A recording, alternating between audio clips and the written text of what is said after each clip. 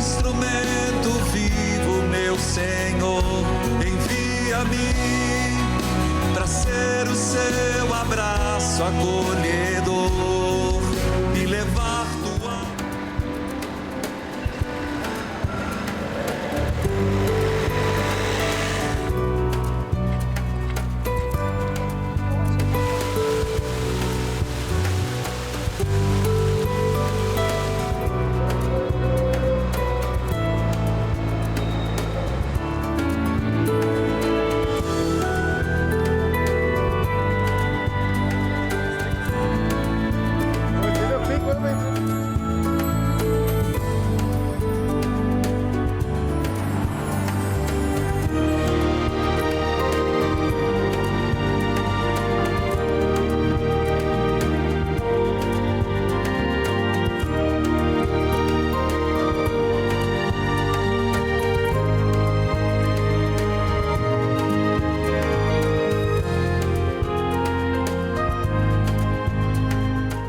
Olá pessoal, você que está me acompanhando, o Padre em Missão, você vai a partir de hoje acompanhar 360 graus.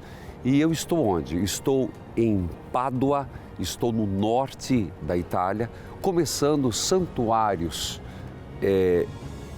italianos e milagres eucarísticos. Na verdade, estou aqui na Praça del Santo, que é conhecido a Basílica de Santo Antônio, mais conhecido em toda a Itália como Il Santo. Atrás você tem os oratórios da Basílica. Do outro lado você está vendo uma obra de Donatelli, que é uma obra-prima.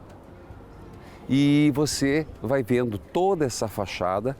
E como eu digo, do lado você tem, como todos os santuários, você tem as suas lojinhas com os que vêm celebrar aqui, fazer os seus milagres, oferecer uma gratidão a Santo Antônio pelos seus milagres. Então, velas, imagens, estátuas, rosários.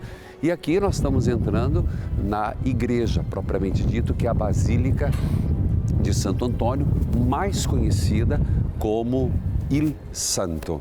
E aqui se dará a primeira celebração eucarística com o grupo de peregrinos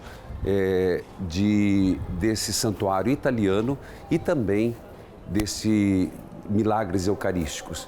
Portanto, você vai acompanhar 360 graus. Aqui nós estamos entrando na Basílica, está acontecendo uma celebração. Linda essa Basílica. É fenomenal. Estou falando baixo porque está acontecendo uma missa dos padres polacos. E aqui você tem toda a Basílica. É algo impressionante, a obra de arte. Aqui você encontra as relíquias de Santo Antônio, propriamente a mandíbula, a língua intacta de Santo Antônio, e encontram também a laringe. E aqui mais uma vez retornamos à praça, saindo mais uma vez da Il Santo, a Basílica.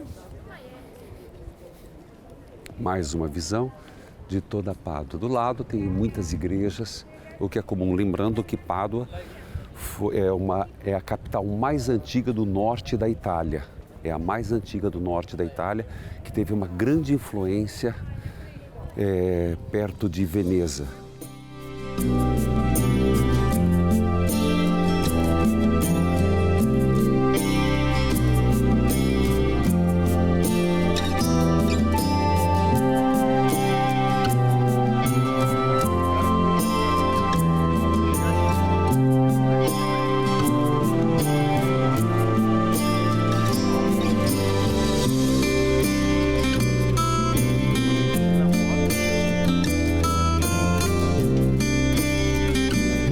Estamos num santuário a céu aberto e, portanto, as pessoas vêm peregrinos do mundo inteiro. Lembremos que este santuário é o mais importante de toda a Europa de Santo Antônio. E os peregrinos vêm para cumprir suas promessas. Então, como é comum no Brasil, aqui também os seus rosários, as velas de Santo Antônio, as lembranças de Santo Antônio, coisas que serão levadas votivas para pagar as suas promessas, como as velas aqui só para vocês são 30 euros, né? 40 euros são velas das graças. E outras lembrancinhas, souvenirs que as pessoas levam para casa. Lembrando que dia 13 de agosto é a grande festa de Santo Antônio de Pádua. Tudo isso aqui aos pés dessa belíssima basílica. Portanto, souvenirs, devoções, santos, imagens para nos ajudar a chegar até Deus. Não podia ser diferente. Meu pai se chamava Antônio, tenho um irmão que se chama Antônio, portanto, vou comprar um regalito para meu irmão Antônio Carlos, porque acho que tudo isso marca. Piacere. Grazie a te. Va bene. Vamos lá, gente. E o pessoal daqui da equipe também, né? Não podia deixar de comprar alguma coisa. Arrivederci.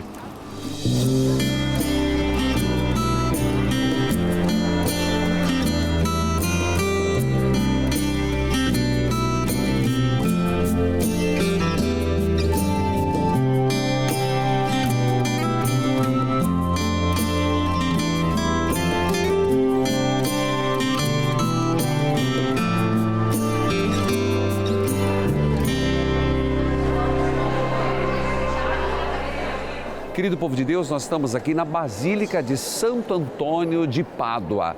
Exatamente, Santo Antônio de Pádua, aqui conhecido como Il Santo. Aqui nesse lugar onde tem as relíquias de Santo Antônio. São muitas relíquias, mas se destaca a língua intacta de Santo Antônio, a mandíbula, a faringe.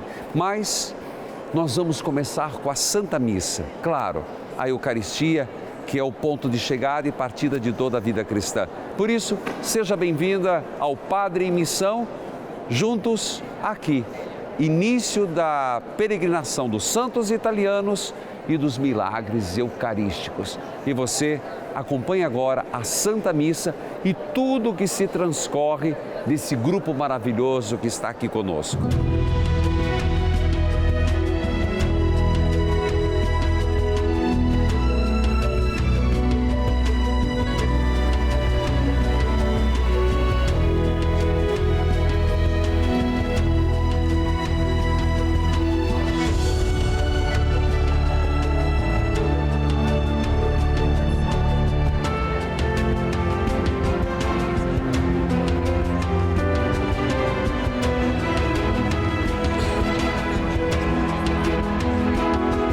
Parabéns celebrarmos esta Eucaristia e o início da nossa peregrinação. Eu quero que você, nesse momento, diga: dai-me, Senhor, a graça.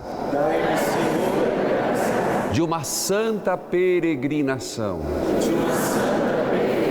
Dai-me, Senhor, a graça. Dai-me, Senhor, de milagres e prodígios em minha vida. milagres e prodígios em minha vida. Não estou sentindo firmeza. Será que é a distância que eu estou de vocês? Quem quer milagres e prodígios da sua vida? Gente, nós estamos no lugar santo. Nós estamos no lugar aonde Santo Antônio de Pádua, o homem de grandes milagres, nós estamos aqui, nesse lugar em Pádua, aonde tem relíquias de santos e santos e santas. Por isso, ao começar essa peregrinação, faça o seu pedido, um milagre, uma libertação. Quando eu digo milagre e libertação, são coisas distintas. Na tua vida pessoal, uma libertação.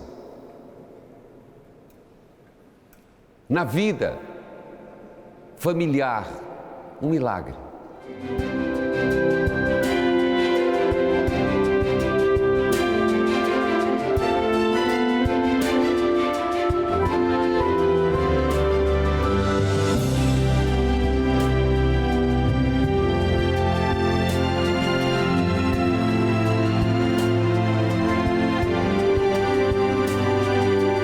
Nós estamos na casa de Santo Antônio, um homem profundamente apaixonado por Jesus, pela Eucaristia.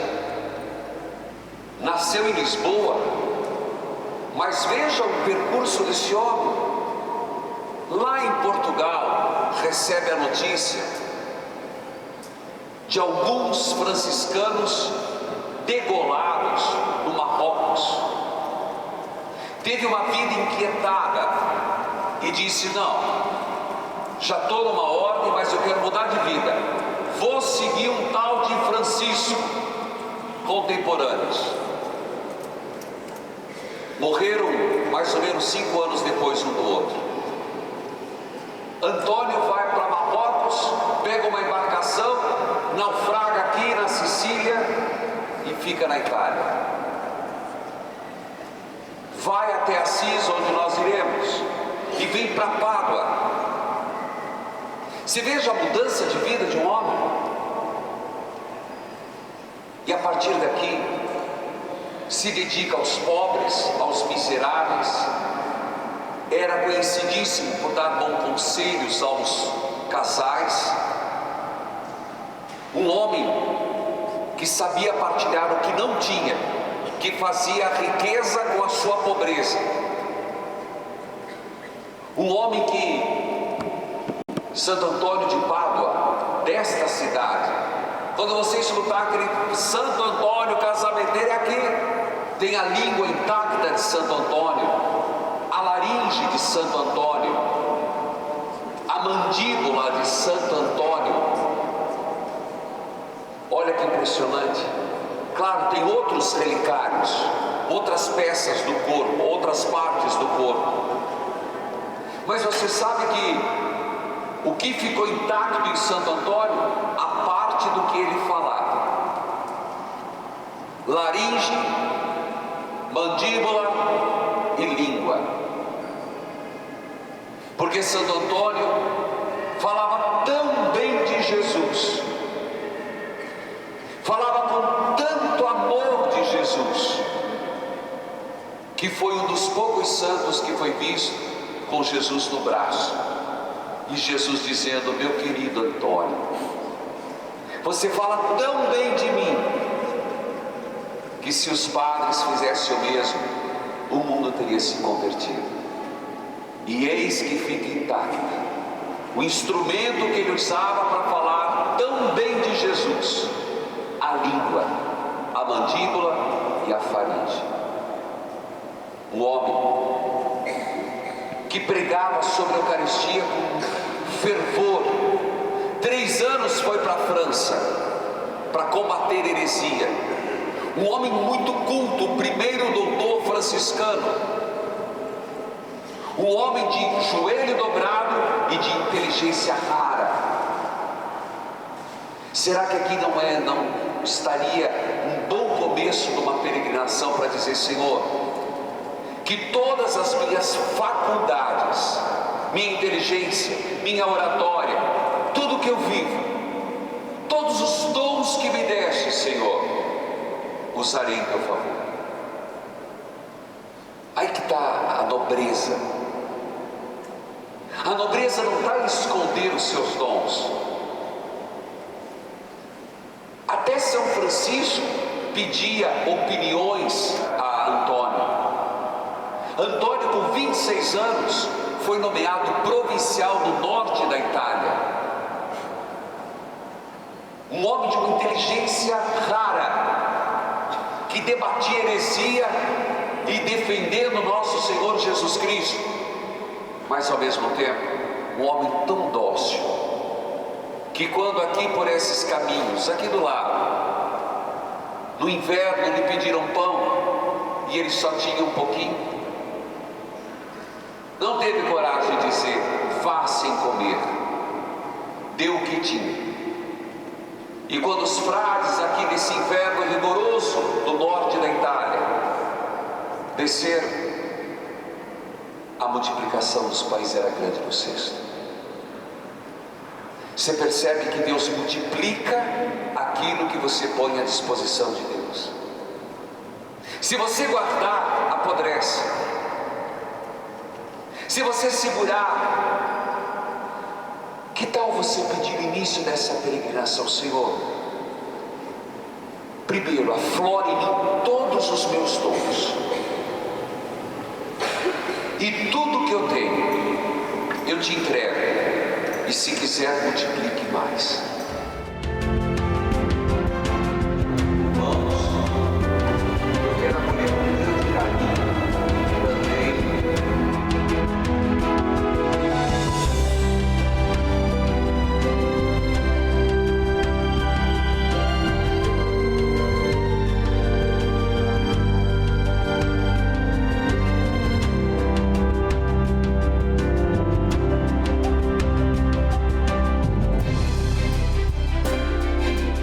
nessa viagem dos santos italianos e do milagre eucarístico, nós possamos, no mínimo, diminuir nossos vícios, dar menos força aos nossos defeitos e, sem dúvida, ter uma frase orante: santificai-me, Senhor, pela vida dos santos, e dai-me um coração adorador à Eucaristia, que veremos, fato inexplicável até hoje, em Orvieto e em Lanciano.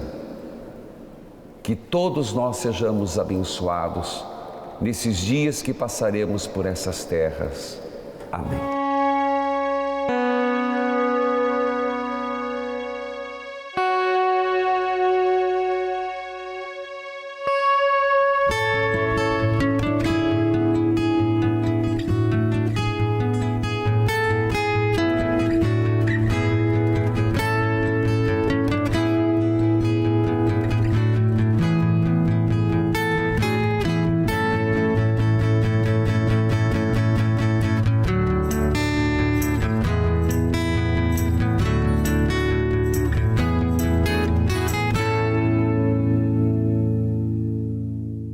Ó Deus Pai, cheio de bondade e misericórdia,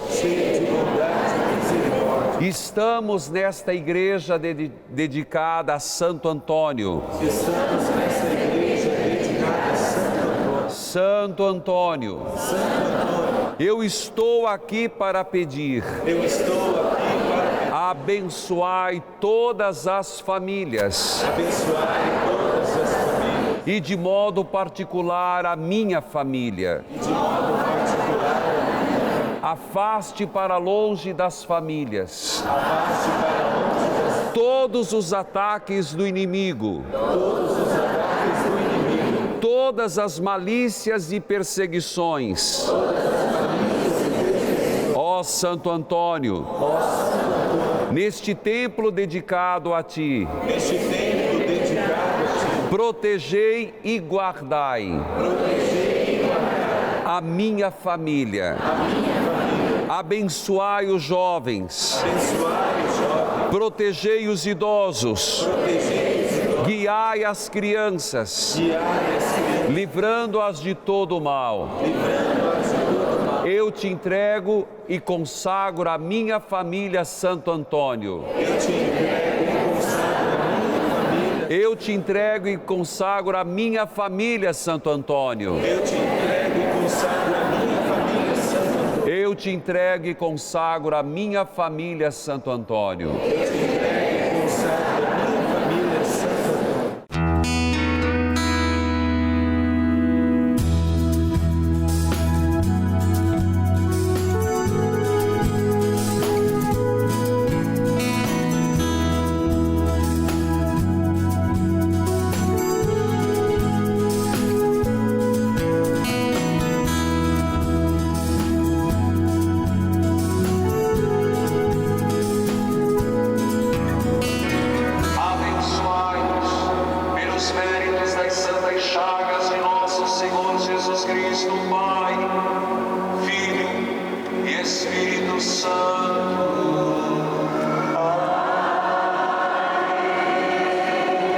Bom, terminamos a missa, estamos indo agora devido ao descanso, né? Mas não posso deixar de registrar, depois desse momento forte aqui que você viu, das peregrinações, ó, tá lá, ó, a Basílica. Deixa eu chamar a atenção que, olha, você vê, como eu dizia, são vários estilos, do gótico ao românico e ao bizantino, que é a cúpula cebola, como é chamado, não adianta. Mas eu queria apresentar aqui Márcio Kleina, da Libermundo, e essa viagem nós estamos fazendo com eles, que está sendo muito bom. Obrigado, Márcio. Está contente aí com o grupo? Muito contente, ainda mais com a sua participação junto aqui nessa Basílica Papal de Santo Antônio de Pádua. Sempre juntos. Peregrinar é preciso. Aí, gente. E quem vai nos dar uma explicação agora, nós conhecemos uma pessoa que conhece muito bem sobre aqui, é Alberto. Por favor, Alberto, é o nosso guia. E é um prazer. Nós estamos pela TV Evangelizar é Preciso. E ele estava nos dando várias aulas e nós estamos indo agora para uma praça, não é? Exato, estamos indo para a grande praça chamada Prato della Valle. Prato della Valle é uma praça significativa para a Europa, não é? Importante porque é uma das maiores da Itália e também da Europa, e porque é um exemplo de como muitas praças italianas que no mundo antigo tinham a função de mercado ou pelas reuniões militares das legiões romanas, foram transformadas depois em outras épocas em mercados, e nos séculos mais recentes, essa no século XVIII, numa grande praça monumental, conforme a moda da época. Então é muito interessante como espaço monumental e para acolher as muitas pessoas que visitavam os lugares históricos de Pádua e as duas grandes basílicas, o Santo aqui, Santo Antônio, e na mesma praça, Prato della Valle, a grande igreja de Santa Justina, a outra padroeira de Pádua, e a igreja contém importantes relíquias dela.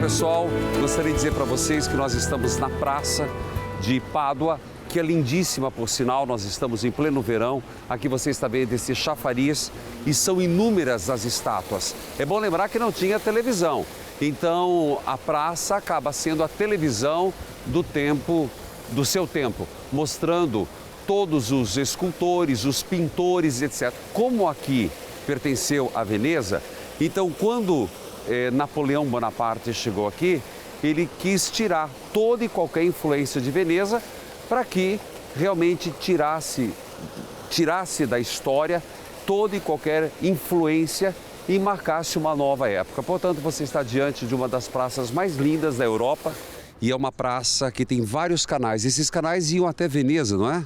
Exato, inicialmente a cidade tinha um sistema de canalização que juntava as duas cidades e outra do Vêneto, né? Sempre foi assim.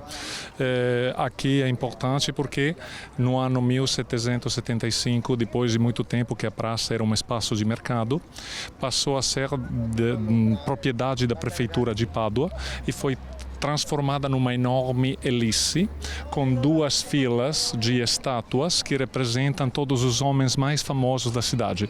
Prevalentemente falam da história cultural de Pádua. Então, só para registrar, aqui não se trata só de imagens de santos, se trata também de imagens de escultores, de pintores, etc. Exato, cada cidade italiana tinha um forte orgulho da própria história, também leiga, então uma celebração da história da cidade, religiosa e não. Muitos literatos, filósofos, escritores. E hoje, quando nós estamos em pleno verão, então nós estamos vendo muita gente tomando sol.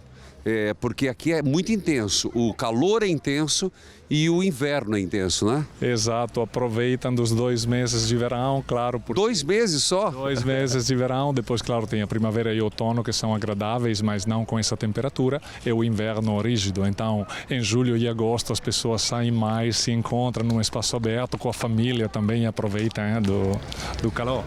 Então, agora nós seguimos e a nossa viagem daqui para Veneza. E você desfruta essa beleza que é Pádua. Santo Antônio de Pádua, o santo casamenteiro, o santo das causas perdidas, o santo realmente eucarístico, não podemos esquecer disso, pai dos pobres, como é chamado na Itália, porque ele ajudava os necessitados, os andarilhos, se preocupava muito em libertar os cativos das prisões, ele intercedia por isso, um santo que tinha o dom da bilocação, falava com eloquência, e realmente um santo que falava com muito amor de Jesus. Até breve no Padre em Missão.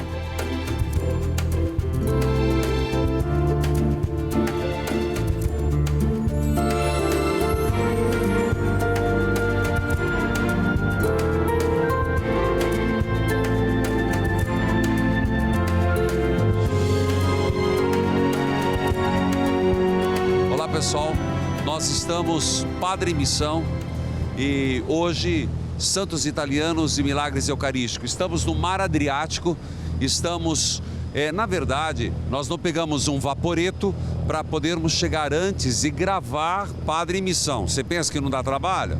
Mas moço, depois tem celebração. E nós estamos aqui entre as ilhotas, nós vamos no Grande Canal chegar até, como definiu muito bem Napoleão quando invadiu, a sala de estar da Europa. A partir daqui é muita emoção, porque nós iremos ver a Piazza São Marco, a Igreja Basílica São Marco, iremos ver algumas coisas maravilhosas, únicas, dividindo com você que nos acompanha. E aí você vai ter noção da história, uma história que remonta a 421, quando Veneza foi fundada, gente. Aqui, só para você ter uma noção, eram povoados que se escondiam de várias invasões de alemães, de lombardos e na verdade, invasões e as pessoas fugiam para cá. Inclusive fugitivos de Pádua, do próprio Império Romano, vieram para cá e começaram a fundar essa comunidade. Você vai ver que coisa linda. É algo inexplicável que eu quero dividir com você. Padre em Missão, Santos Italianos.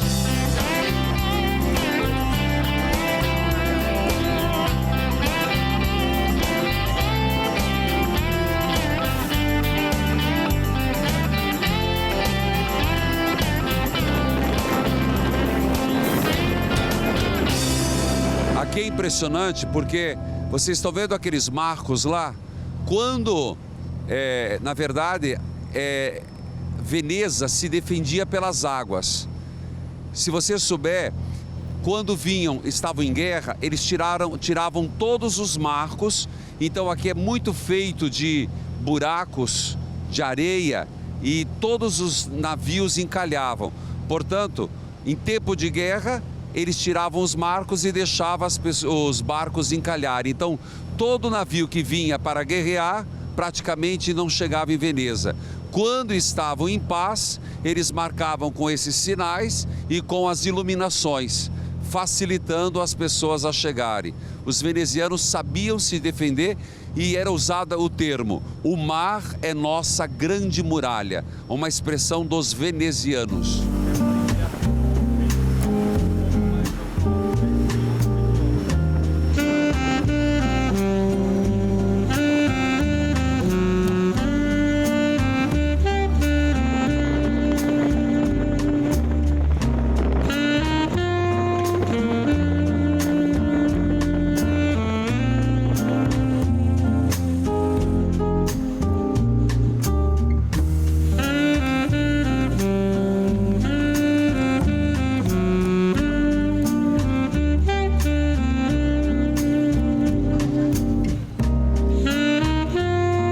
Essa chama-se a Ponte do Suspiro, que liga o Palácio Ducale, dos Doges, para a execução. Era quando o prisioneiro, uma vez condenado, era a única passagem que ele tinha e olhava por aquela janelinha e dava o suspiro: minha morte está chegando. Por isso, a Ponte do Suspiro, o último suspiro antes da morte. E nós estamos em um dos canais, chegando na Praça São Marcos, o cartão postal de Veneza.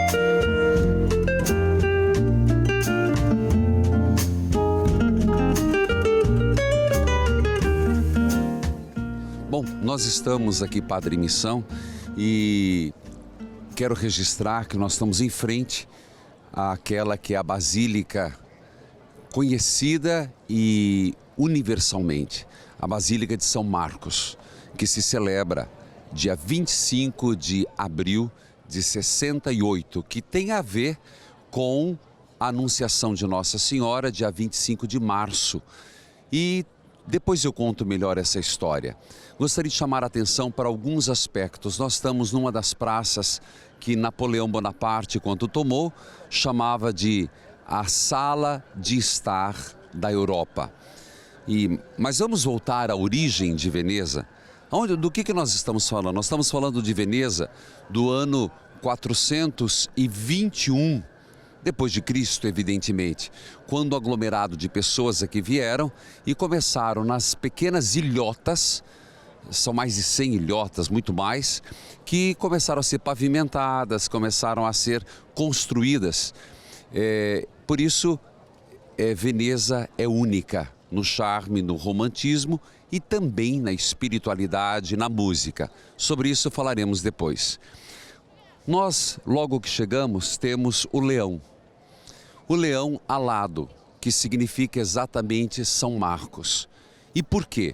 Porque, segundo a tradição, São Marcos, ele esteve aqui antes de Veneza e pregava nessa região. Foi quando ele teve uma visão de um leão com um livro, com a pata na mão, que estava escrito Pax tibi Marci Evangelista meus, que quer dizer paz a te, Marcos, meu evangelista. Portanto, desde sempre foi entendido que São Marcos teria o seu repouso eterno aqui. Mas, na verdade, essa basílica começa com um dos mosaicos bizantinos, que ela é toda bizantina, diria-se que é o ícone dos bizantinos, é exatamente o corpo de São Marcos, que foi trazido pelos venezianos de Alexandria para cá, e consta que ele foi trazido embaixo de uma camada de carne de porco, como diz o próprio mosaico. Por quê? Porque assim os muçulmanos não tocariam naquela carroça, não tocariam naquele cortejo, por se tratar de uma carne não admitida, quer dizer, eles estariam contaminados. Os outros mosaicos, na verdade, foram refeitos, mas todos eles, de modo geral, têm a ver com a Anunciação, que tem, de um lado extremo, o arcanjo Gabriel, do outro lado, Nossa Senhora. Esses dois extremos que se encontram na Anunciação. Gostaria de chamar a atenção porque existem algumas coisas importantes em Veneza. Daqui saíram pelo menos 2 papas e os cito. Luciani, que foi São João Paulo I, que durou 23 dias no pontificado, mas não esqueçamos do já santo São João 23, que também era o patriarca de Veneza, que foi elevado a Papa, que foi aquele que abriu o Concílio Vaticano II, que fez um grande bem para a Igreja. Portanto, principalmente São João 23, que foi um dos papas mais recentes, que fizeram um grande bem para a Igreja. Aqui é a sede do Patriarcado. Em 828, os venezianos, na verdade, eles roubaram os restos mortais. Por quê? Porque, segundo os coptas, e é a verdade, em 68, Marcos, o evangelista, que não é dos apóstolos, mas ele faz parte dos 72, e aqui não quero entrar naquela discussão se é João Marcos ou não. Marcos, o evangelista, ele morreu em Alexandria, ele é tido como o primeiro bispo, patriarca da Alexandria. Portanto, como lá Constantinopla foi tomada pelos muçulmanos, os venezianos trouxeram o corpo que jaz aqui na cripta, num grande sarcófago de São Marcos. Gostaria de citar uma passagem de Nietzsche sobre a música. Ele dizia: se tivesse uma palavra para substituir a música, pensaria em Veneza. Lembrando que do ponto de vista da música, aqui tivemos, e quero contar uma particularidade muito grande, o grande compositor Vivaldi. Vivaldi, que foi o compositor das 4 estações. E lembremos que Vivaldi, muita gente se estranha, mas ele era padre. Há uma controvérsia se ele foi expulso. Na verdade, ele estava muito à frente do seu tempo. E ele conseguiu uma licença para não celebrar missa, porque ele se achava não merecedor, e se dedicar ao ensino do coro de crianças, que fez um grande bem para toda a humanidade. Lembremos que Vivaldi era um homem piedoso, devoto.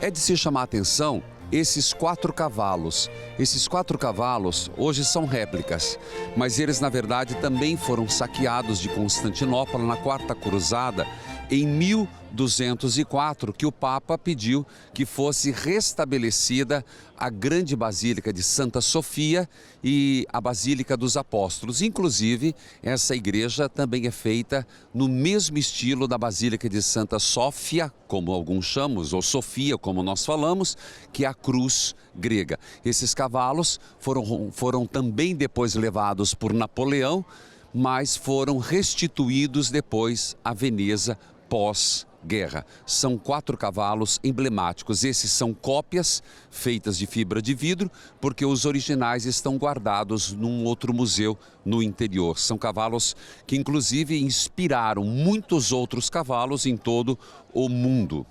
É bom lembrar sobre Veneza.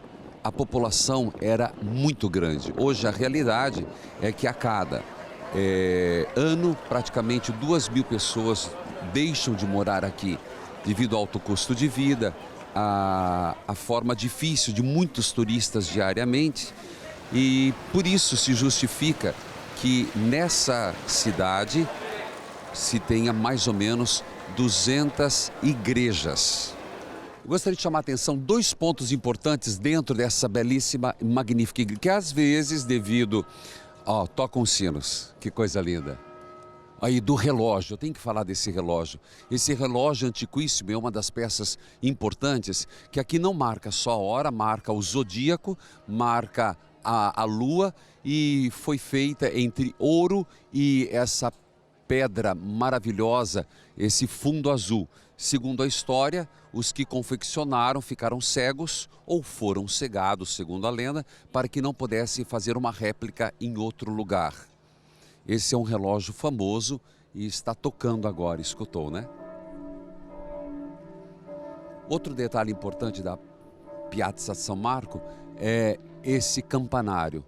Para muitos foi um farol, para outros foi lugar museu, para outros foi lugar de tortura. Então sabemos muito bem o que significa isso no tempo. Veneza foi um esplendor. Do outro lado nós temos Aclopado, porque essa igreja ela foi construída 1100 e pouco, mas 3 igrejas antes aqui estiveram, que eram ligadas ao Palácio dos Doges. O que são os Doges? São governadores locais, vamos dizer assim para simplificar, governadores locais que ao longo do momento áureo de Veneza, de fato se transformaram em pessoas muito importantes, que estavam limitados pela população. Eles não tinham poder máximo, mas tinham grande influência e criaram uma reminiscência ainda do Império Bizantino. Um título que ficou, que durou por um grande tempo e depois caiu em desuso. Dentro da igreja chama atenção para 2 aspectos. No batistério, pasme, você verá Salomé dançando com a cabeça de São João Batista num prato de prata. E outro detalhe é o coração do doge, que é um dos mais importantes, que pediu para o coração dele ser colocado aqui e o corpo em outra igreja. Aqui em Veneza, gostaria de registrar 2 coisas. Nós vamos celebrar a missa na igreja de São Moisés. Por que São Moisés? Porque para os venezianos, como para os bizantinos, todos os homens do Antigo Testamento eram tidos como santo. Todos os homens não, todas as figuras. Então, santas mulheres, santos homens. E aqui em Veneza, não vai dar para registrar, nós vamos tentar buscar imagens depois na internet, porque é muito longe, está os restos, o corpo de Santa Luzia, que quando eu estive em Siracusa, lá só existe uma parte de Santa Luzia, que é do antebraço. O corpo foi trazido para cá, de Santa Luzia.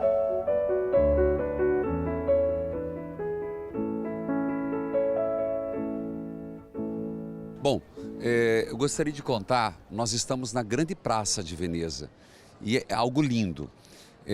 Nesses lugares existem fotos antigas que aconteciam duas coisas. Entre o sagrado e o profano, Veneza é algo impressionante. Do ponto de vista do sagrado, esses arcos, grandes procissões aconteciam. Lembremos que Veneza vivia uma das piores pestes, razão pelo qual foi feita Nossa Senhora da Saúde, uma igreja que daqui a pouco vocês verão, que ela fica exatamente de frente da porta de entrada de Veneza. Então eu falava das procissões, lembrando que aqui é sede de um patriarcado. Nós estamos aqui com São Marcos. Mas lembremos que Veneza sempre foi culturalmente, sempre foi do ponto de vista musical, além do seu tempo. Então aqui que exatamente começaram as máscaras e as festas de carnaval. O carnaval de Veneza foi o que inspirou o carnaval no mundo inteiro. E a grande sociedade colocava máscaras, as cortesãs se misturavam com os nobres e os nobres com as cortesãs e faziam, portanto, o grande carnaval de Veneza, que acontecia nessa praça. Então, aqui lugar sagrado e profano se misturam nessa praça. Ah, se esses corredores e esses hoje cafés bonitos contassem o que essas pedras viram em termos de história. Capitães, nobres, reis, religiosos, coisas santas e profanas que a história guardou aqui nessa praça.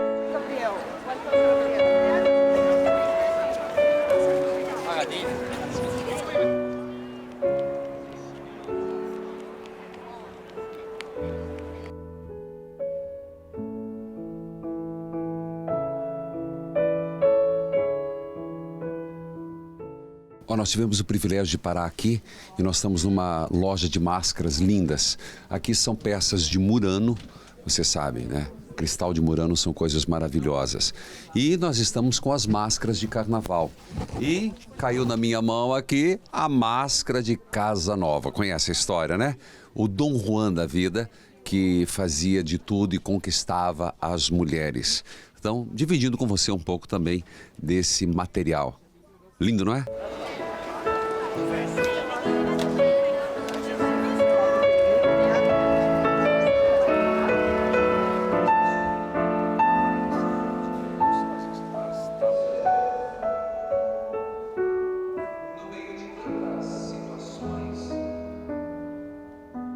Nós sabemos que os evangelistas, João, Mateus, Marcos, Lucas. João e Mateus são apóstolos. Lucas e Marcos não são apóstolos. São da segunda geração. Marcos, na verdade, ele é evangelista. Alguns o confundem com João Marcos, que é um outro. São distintos, mas eu não vou entrar nessa questão. Vou falar de Marcos, o evangelista. Marcos, o evangelista, ele foi amigo de Paulo. E as primeiras viagens missionárias ele fez com São Paulo e Barnabé. Porém, está escrito em Atos dos Apóstolos, tiveram alguns problemas, brigas, meu filho, até perto do lado de Jesus. Lembra que os apóstolos, entre eles, quem seria o maior? Jesus escutou e fez que não escutou. Em público não chamou atenção. Chegou em casa e passou um pito. O que você estava conversando? Senhor, a discussão era quem era o maior. Entre vocês não deve ser assim. No mundo isso é possível, mas entre vocês não. Conflitos, meus filhos, só acabará no céu. Até no purgatório tem conflito, e no inferno uma briga constante. Marcos deixa Paulo não conversa mais com Barnabé, e nunca mais, viu? E Marcos vai servir Pedro. Tanto que Marcos se torna o secretário que cuida de Pedro no cárcere. Por isso, há quem diga que Marcos escreve o Evangelho baseado naquilo que Pedro conversa. O que Pedro contou, ele não escreveu. Não existe o Evangelho de São Pedro, existe a carta de São Pedro. Então, Marcos é aquele que transcreve a experiência de Pedro. Da mesma forma que Lucas, aonde que se encontra textos que falam de Nossa Senhora? Qual evangelista? Quem for aos caminhos de Paulo vai entender muito bem, porque Lucas foi o primeiro, inclusive, a fazer o retrato de Nossa Senhora. Marcos foi secretário de Pedro. Então, o que ele escutou de Pedro. Lucas escutou de Maria. Tanto é que nenhum outro conta como é que foi o nascimento. Nenhum outro conta a anunciação. Só Lucas é que escreve. Por quê? Porque ele escutou da fonte. A minha mensagem de hoje é que cada um pudesse se perguntar: Marcos foi o homem que escreveu e falou de Nosso Senhor. Qual a importância você dá à palavra de Deus? Qual a importância da Sagrada Escritura na tua vida? Marcos largou tudo e foi anunciar do outro lado do mundo.